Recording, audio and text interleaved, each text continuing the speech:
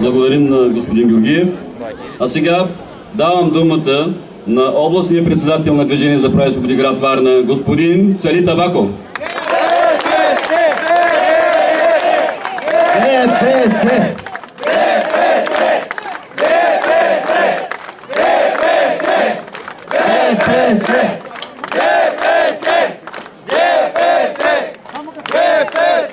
Благодаря.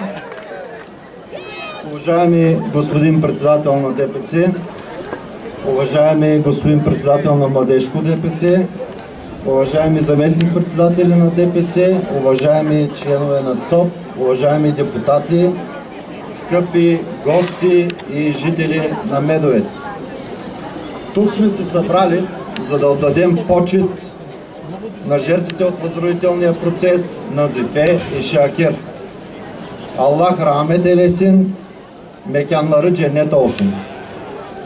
Вече 27 години ДПС неотменно отбелязва паметта на жертвите от възродителния процес и това ще продължава.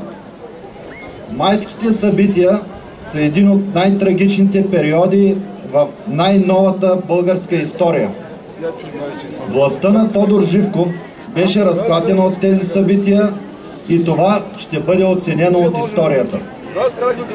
И ако Унгария си имаше своята 1956 година и Чехия си имаше 1968 година, то България има 1989 година и това е голямото значение на майските събития за българската демокрация.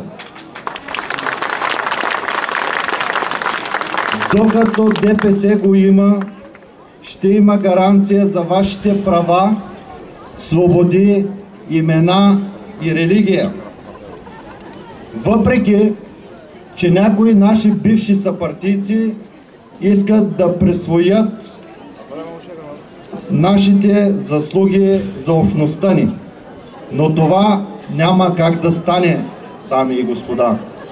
Защото едно менте, колкото и да го боядисваш и да го тунинговаш, си остава менте.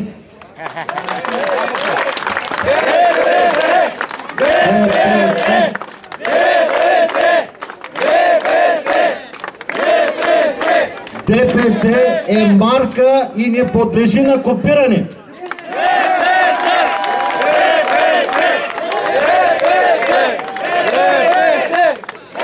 ДПС е жив организъм и изхвърлят туморите от себе си.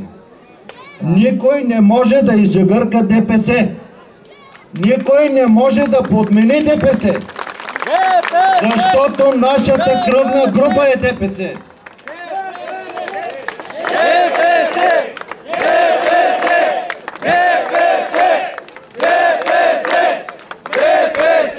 O yüzden saygıdeğer kardeşlerim.